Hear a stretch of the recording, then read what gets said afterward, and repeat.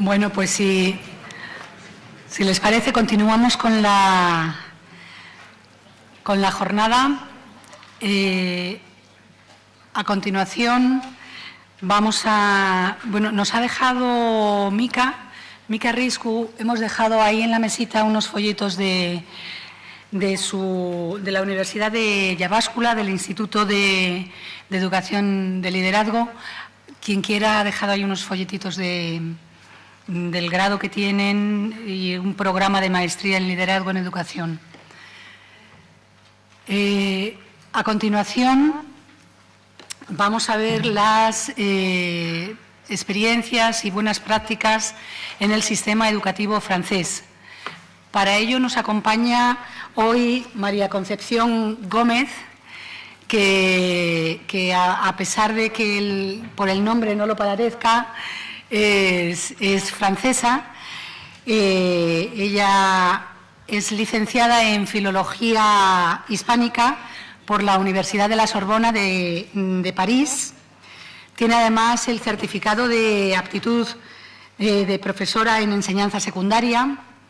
Posteriormente, María Concepción ha estado desempeñando el puesto de profesora de español en diversos colegios de educación secundaria y en la universidad en París. Obtuvo la cátedra de agregada de español en el año 93 y posteriormente, hasta la actualidad, que es el puesto que desempeña, es inspectora pedagógica regional de español en el rectorado de Retail, donde desempeña tareas sobre todo de evaluación y formación de profesores de español, evaluación de centros educativos, asesoramiento a equipos directivos, acciones internacionales, etcétera. Con lo cual nos va a mostrar una radiografía del sistema educativo francés en relación con el tema que nos ocupa del liderazgo y la autonomía de los centros. Muchas gracias. Concepción, adelante.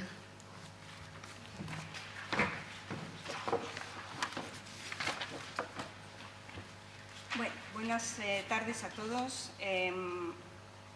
La ponencia que les voy a hacer va a ser una ponencia un poquito con temas un poquito más pragmáticos, ¿no?, de lo que hasta ahora han escuchado. Me parecía interesante poder compartir con ustedes ejemplos concretos de tareas que se han evaluado o que no se han evaluado, porque la autonomía de los centros en Francia, aunque empieza en el año 1985, es una autonomía bastante... ¿No se me oye? Ahora, es que está... Es una autonomía bastante relativa, ¿no?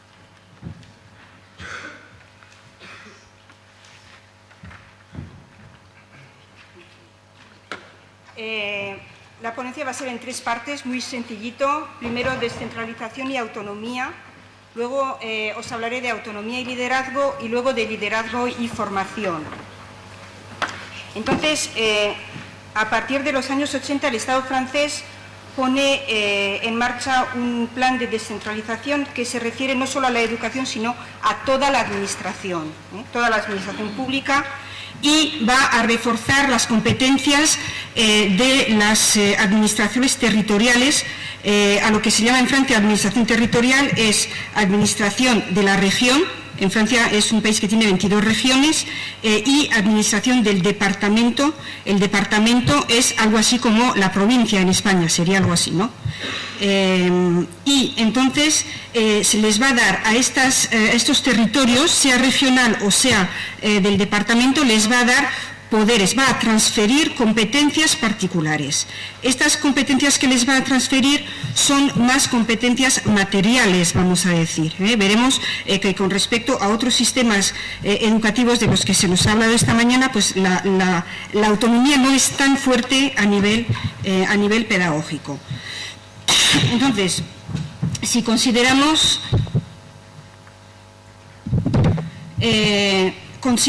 que en Francia la educación primaria, preescolar y primaria, y luego colegio e instituto, todos estos niveles están en centros físicamente diferentes. La escuela primaria y la escuela preescolar va a depender del municipio. ¿En qué va a depender del municipio? Pues, por ejemplo, en inversión, construcción y reconstrucción del edificio, de los edificios, equipamiento y funcionamiento. También va a asumir los gastos pedagógicos. Pero, por otra parte, la contratación del personal docente va a ser siempre a nivel del Estado. La contratación se hace por unas oposiciones que son a nivel del Estado. Por ejemplo, para darles un ejemplo, el certificado de aptitud de la enseñanza secundaria, por ejemplo, en español, pues hay para la sesión 2014 340 plazas. Y ahí se van a presentar, pues, no sé, 4.000 candidatos, pero es una evaluación, un examen a nivel nacional. El programa de la enseñanza también es un programa estatal, es decir, que el centro no tiene ninguna autonomía, va a tener que seguir los programas, pero veremos luego cómo a los directores de centros se les va a dar unas horas, ¿no?, que ellos van a poder dedicar a reforzar tal o tal asignatura o una competencia que hay que desarrollar acorde con los problemas que tengan los alumnos del centro. Bien, el colegio, cuando hable yo de colegio, voy a hablar del colegio de la enseñanza secundaria entre 11 y 15 años. ¿Sí? El colegio pasa bajo la administración del departamento. Igual que el municipio, el departamento va a asumir los gastos de inversión material, vamos a decir, y de gastos de funcionamiento de los centros. El personal docente sigue siendo contratado por el Estado. Y la región se va a ocupar de los liceos, institutos. ¿Sí? Bien. Los directores de centro de la educación secundaria, entonces, han visto ampliarse sus misiones tras las políticas de descentralización, pero también han visto cómo éstas se van a reorganizar a través de los discursos de un nuevo liderazgo público. Es decir, que no es lo mismo transferir competencias a una región o a un departamento que el discurso llegue únicamente de las altas esferas del Estado, es decir, del Gobierno. Entonces, estos directores van a ver ampliar sus misiones y van a asumir unas tareas múltiples, pero también van a tener que hacer frente a varias temporalidades, porque el tiempo del director de centro no es el tiempo de las autoridades del departamento o de las autoridades de la región, con lo cual va a haber que aprender a relacionarse, a comunicar con estas nuevas instancias que van a ser socios de la educación nacional. Entonces, va a haber dos preocupaciones, ¿no?, para estos directores de centros, dos preocupaciones que van a aparecer como principios organizadores, capaces de conferir una unidad del trabajo cotidiano. Primero, una reactividad frente a situaciones locales diferentes.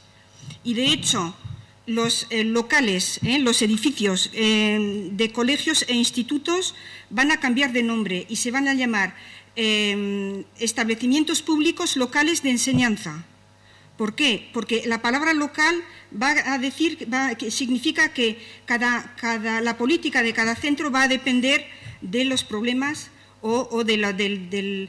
de los problemas o de las condiciones, ¿no?, de los alumnos que haya en los centros. Y ahí está el grado de autonomía. No está en los programas, sino en cómo vamos a aplicar estos programas. Sin embargo, la autonomía del centro francés es bastante relativa, es bastante relativa con respecto a otros países. Lo que se ha hecho es acercar la manera de dirigir un centro a la manera de actuar de otros ejecutivos de la educación nacional. Ayer uno de los ponentes hablaba de las técnicas inspiradas del mundo de la empresa.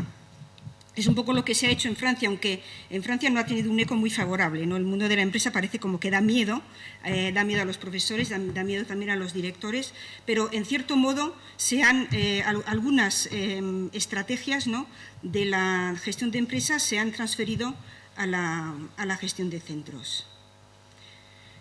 El problema del director es que va a pasar de ser una persona con cierto prestigio, vamos a decir, ¿no?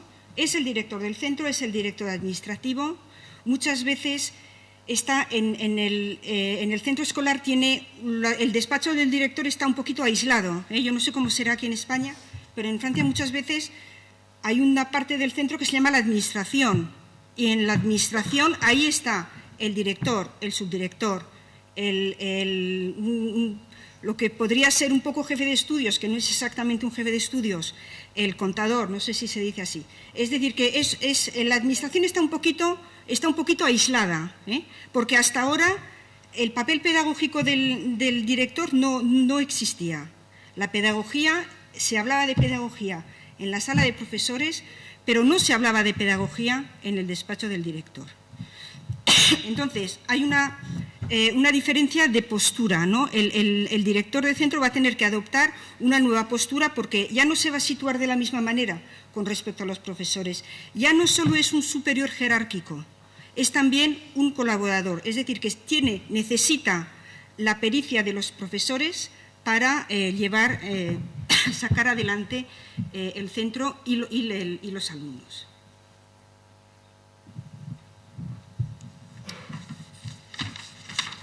En Francia, hablando de liderazgo, se usa la palabra pilotaje. Se usa más esa palabra que la palabra de líder. Es un término que es muy difícil de explicar, pilotaje, porque designa lo que se refiere a la gestión y a la administración de un centro educativo, pero también se asocia con eficacia de un proceso. Va todo junto, ¿no? Y si nos damos cuenta, el piloto pues es el que va a dirigir el barco, a lo mejor, ¿no? Pero para dirigir el barco pues él necesita de otros, ¿no?, para que le ayuden a dirigir este barco. Es la idea del pilotaje en el proceso francés. Sería algo así como una mezcla de reglas de funcionamiento y de objetivos por alcanzar. Y no hay reglas sin objetivos. Luego os explicaré cómo. Hay una especie de contrato que cada director de centro va a firmar, pero un contrato escrito, es algo material, que cada director de centro va a firmar con las autoridades académicas.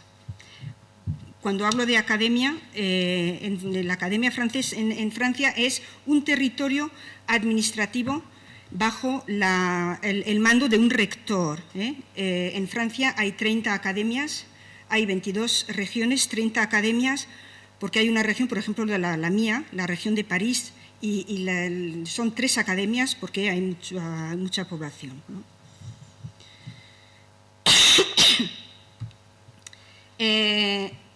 Entonces, estas decisiones que van a tener que tomar los centros, liderados por los directores, pero es el centro el que toma la decisión, son actos que van a llevar a resultados y lo que se va a medir es la conformidad de los resultados con los objetivos, ¿sí? Pero eso no quiere decir que hay que alcanzarlos.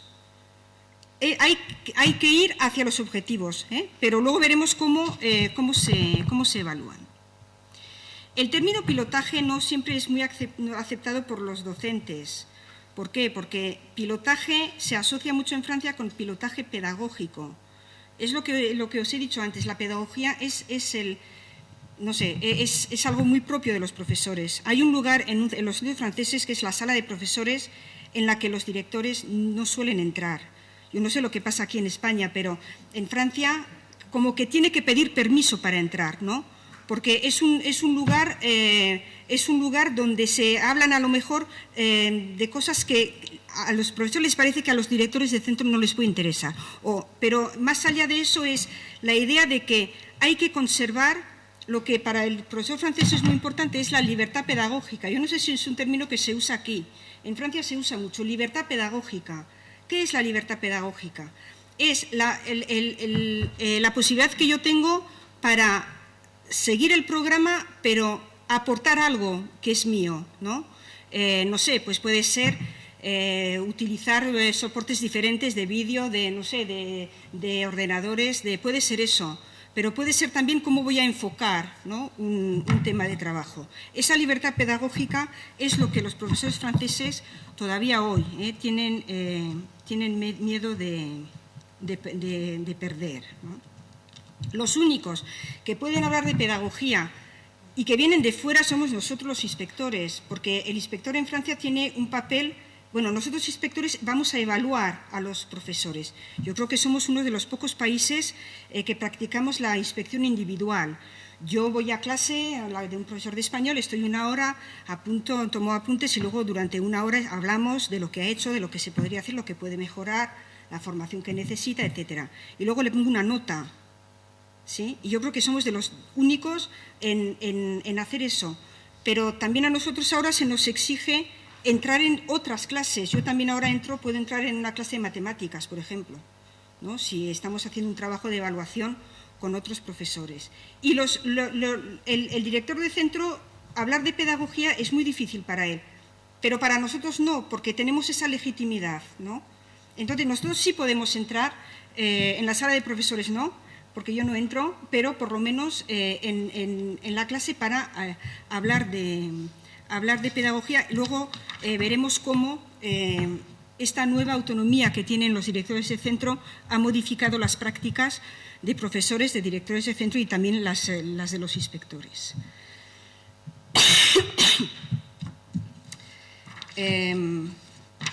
Bueno.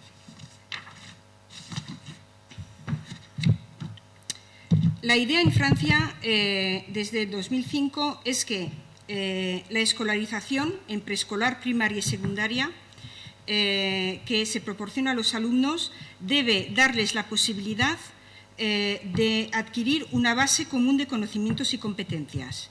Y a partir de esa idea de que todos los niños al final de la educación obligatoria tienen que tener esa base común de conocimientos y competencias, a partir de eso, que es la línea directa de la Ley de Orientación de 2005, a partir de ahí la reflexión es cómo vamos a permitir que todos estos chicos y chicas accedan a este nivel de conocimientos, ¿sí?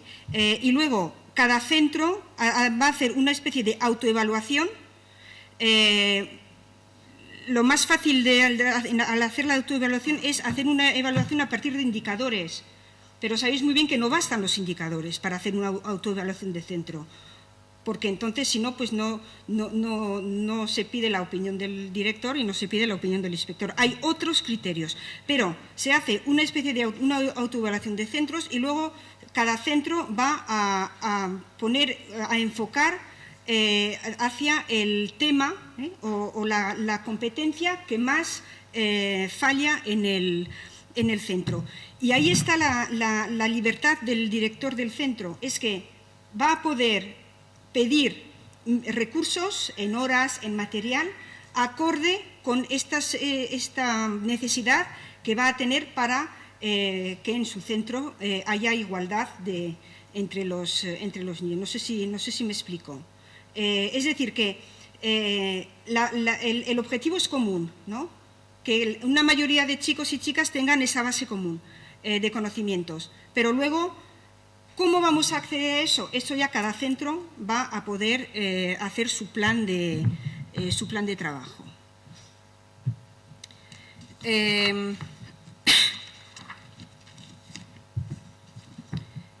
Este enfoque particular de ayuda a los alumnos con dificultad es también uno de los temas más importantes, ¿no? Dentro de las leyes de orientación. Y esta ayuda al problema de los alumnos con dificultades interviene a partir de la clase de preescolar, aunque parezca mentira. De hecho, la nueva ley de orientación francesa del 2013, que se está aplicando, da mucho más recursos en horas, en profesores a la escuela primaria, ¿no?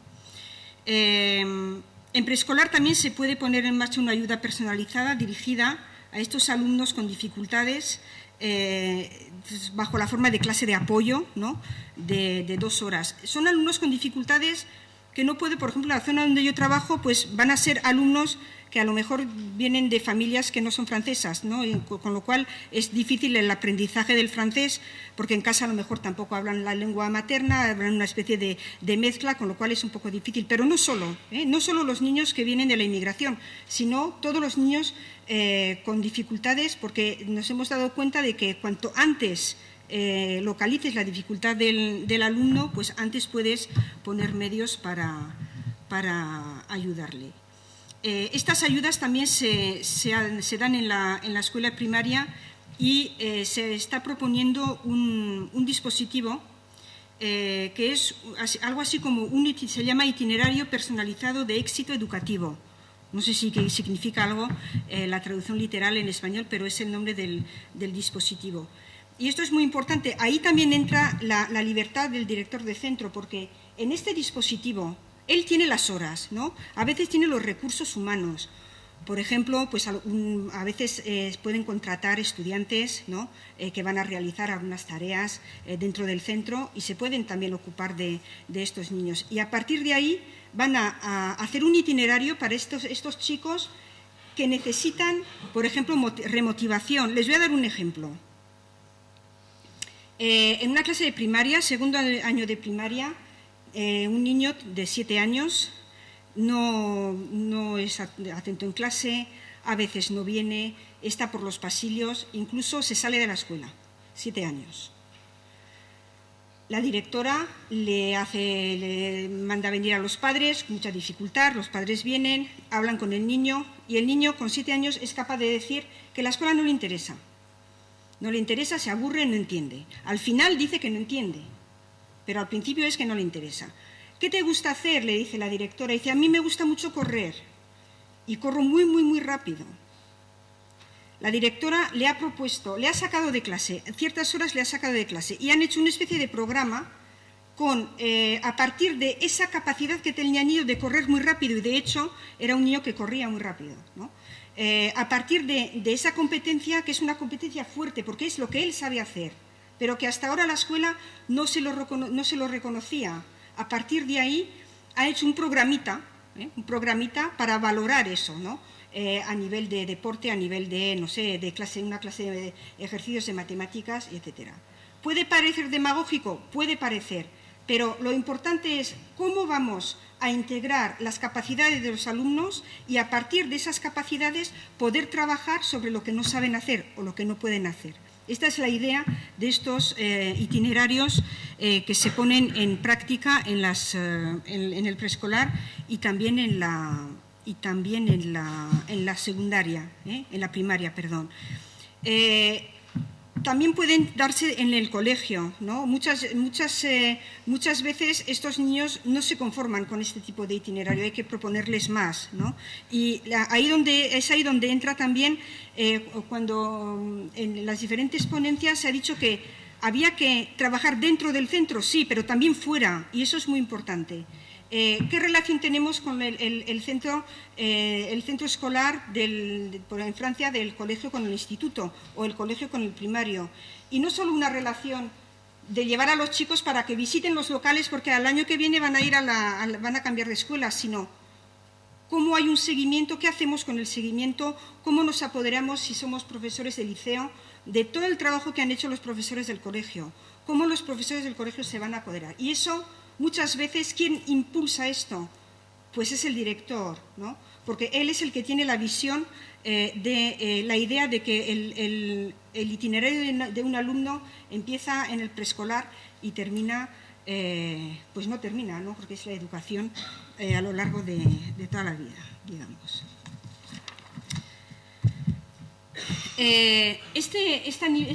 No estoy siguiendo el PowerPoint, pero es igual. Estos elementos, esta base de elementos que los alumnos deben dominar, vamos a decir, ¿no? Es muy interesante porque ahí van a entrar competencias que son competencias de alumno, vamos a decir, ¿no? De aprendizaje, las lenguas, las matemáticas, la lengua, lo que aquí ustedes llaman lengua, ¿no? En francés se dice el francés, el entorno, ¿no? Sean ciencias naturales, sea historia, geografía, pero también competencias del alumno como futuro ciudadano. ¿Sí? Y eso es muy importante porque es una dimensión que hay que integrar a la pedagogía. Y si en Francia en algunos programas tenemos yo por ejemplo a los profesores de español siempre les digo que tienen que pensar en eso, ¿no? En cómo el documento que les van a proponer, el tema, la secuencia que van a tratar con los alumnos, ¿dónde está la dimensión de educación a la ciudadanía? ¿Dónde está? Tiene que estar también, ¿no?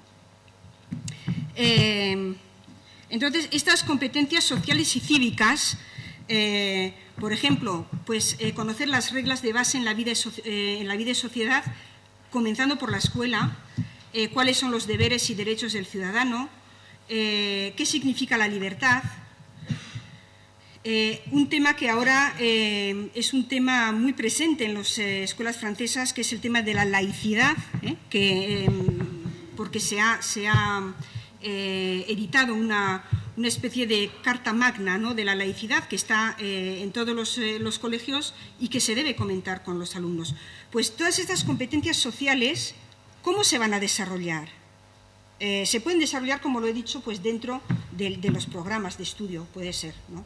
A lo mejor algunas asignaturas lo tienen más fácil que otras, pero es también cómo se va a organizar dentro del centro momentos, ¿no? Asambleas, comisiones especiales para responsabilizar a los niños. Y se han creado varias comisiones donde los alumnos están presentes.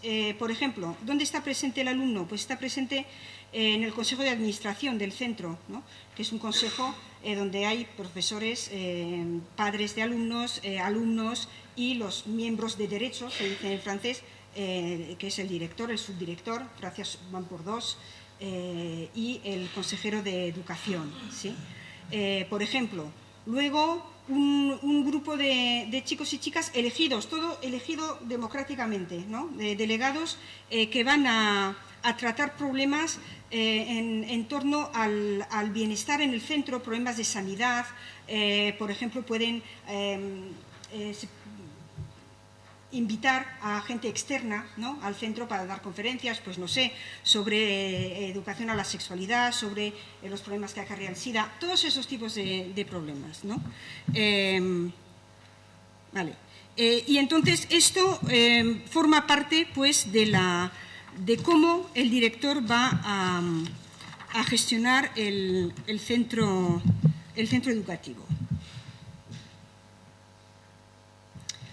En Francia, como en otros países, esta autonomía de los centros educativos tiene mucho que ver también con la imagen que tiene la escuela en la sociedad. No recuerdo, pero uno de los ponentes también evocó eso, ¿no? Es muy importante.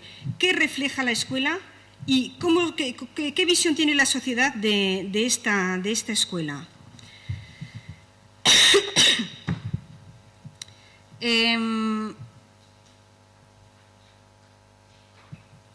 En Francia esta ley de programación y de orientación para la escuela es una ley que ha supuesto que se les dé a los directores de centros más herramientas para la autonomía, ¿sí? Hemos hablado hasta ahora mucho de autonomía, pero la autonomía se aprende también, ¿no? Y cuando hemos dicho que la mayoría de los directores de centro, también en Francia, son antiguos profesores o antiguos maestros, ¿no?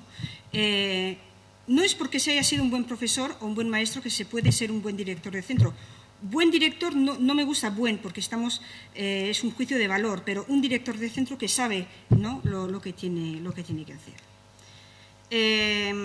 Entonces, para ayudar al director de centro a ejercer esta autonomía hay varias herramientas, vamos a decir, ¿no? Herramientas de la autonomía.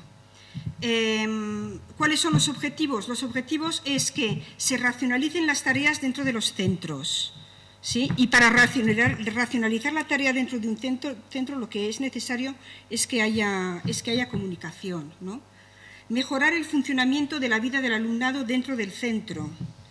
Cuando yo entro a un centro escolar para hacer una evaluación, si solo miro los resultados escritos, los indicadores escritos de la tasa de, no sé, me voy a liar en las palabras porque el español no es mi lengua de trabajo, de paso de una clase a otra, ¿no?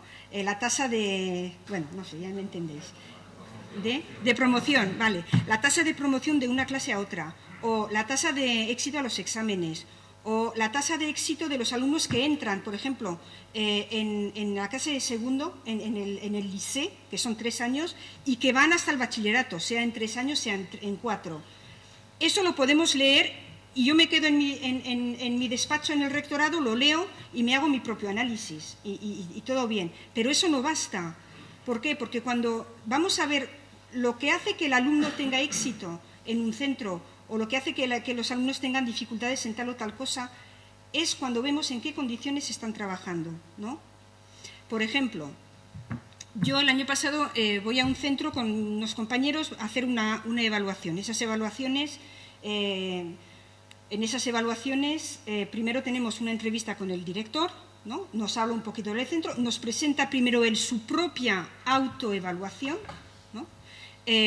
Luego vemos un poquito el perfil, quiénes son los alumnos, qué tipo de formaciones propone, cómo son los resultados, y luego a la semana siguiente vamos a pasar un día entero en el centro. Entramos, sobre todo, vamos a clase, asistimos a clase, no clases enteras, pero pues 20 minutos de una clase, 20 minutos de otra, y entramos a clases de estos dispositivos de ayuda y de apoyo personal al alumno. Pero también vamos a hablar con los profesores, el consejo de profesores. Vamos a hablar con ellos de los resultados del centro, de cómo se lleva el alumno hacia el éxito, ¿no? Escolar. Y también vamos a hablar con los chicos, con los delegados de cada curso. Hablamos con los delegados de cada curso y les preguntamos, ¿cuál es el lugar que más os gusta del centro? Y en esa pregunta, las respuestas fueron, había, bueno, 2 o 3. En primer lugar dijeron que fuera del recinto, porque ahí se salen a fumar, que dentro está prohibido, ¿no?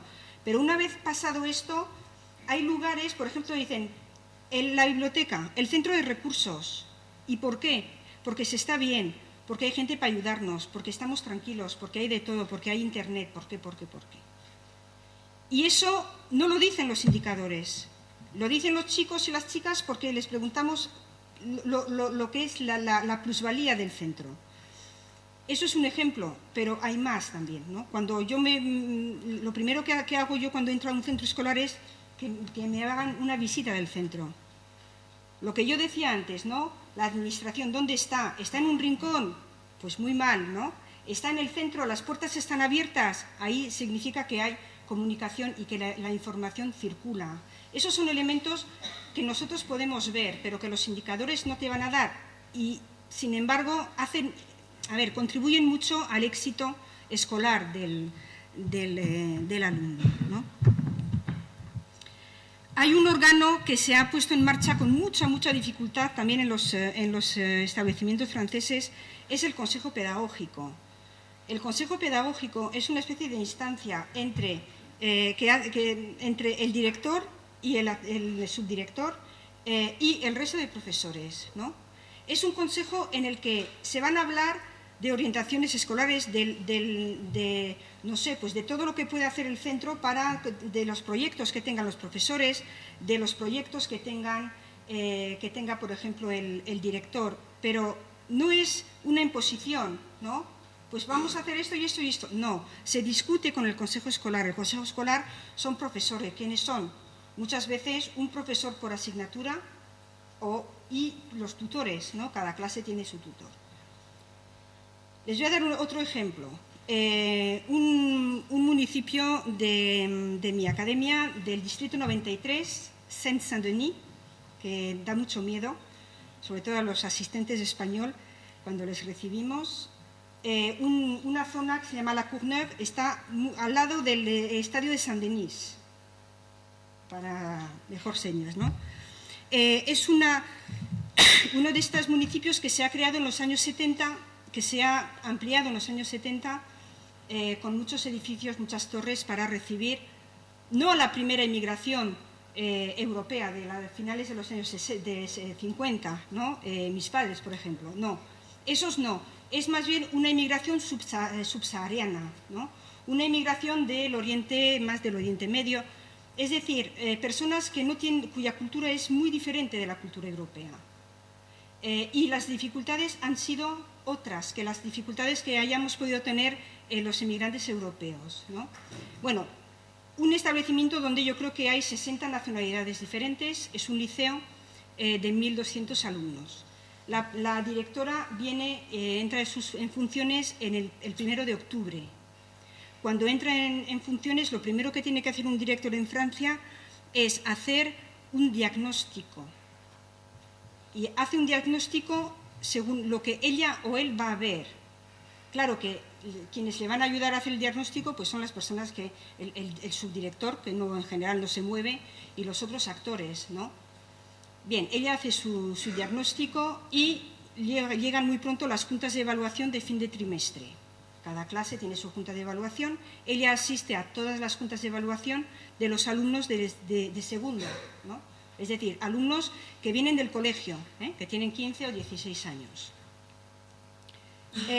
Constatación: la mitad de los alumnos no tienen una postura de alumno de liceo, sino que son chicos y chicas que todavía en la mente están en el colegio, juguetones, infantiles, no trabajan, trabajo personal nulo, muchas ausencias, etc.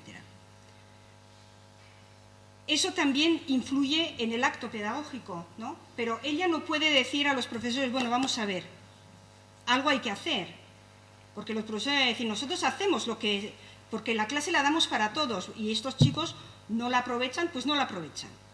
Entonces, lo que va a hacer ella es reunir ese consejo pedagógico y decir, bueno, tenemos un problema, porque estos chicos no han entendido lo que es ser alumno en un instituto. ¿Cómo podemos hacer para que cambie la postura? Y entonces ella ya no está entrando en la pedagogía de que si en matemáticas fracasan y en francés también, sino que está diciendo cómo podemos hacer para que estos chicos, cuando vengan al liceo, se sientan alumnos del liceo. Porque se tienen que quedar 3 años y al final en Francia todo va por exámenes y pasan el examen del bachillerato. Y esa directora del centro me decía, yo acabo de llegar, si yo digo esto está mal y en tal asignatura está mal y así, hubiera tenido una oposición tremenda en la sala de profesores. Y quien dice oposición tremenda dice lo que viene después, ¿no? Huelgas y tal. Y ella está diciendo, yo ¿cómo voy a quedarme en mi postura de directora? Al mismo tiempo, soy la primera, yo asumo el liderazgo pedagógico del centro, porque es así, es ella la que lo asume, pero no puedo entrar por la pedagogía, porque la pedagogía es del dominio de los profesores. Entonces voy a entrar de otra manera. Los profesores han propuesto algunos proyectos que tienen que ver, claro, con pedagogía, porque hay un movimiento ascendente, pero luego todo desciende a la clase porque todo se soluciona, o muchas cosas se solucionan en la clase. Entonces, han propuesto algunos proyectos y están en ello, porque esto ha pasado en este mes de octubre. No sé cómo voy ahora.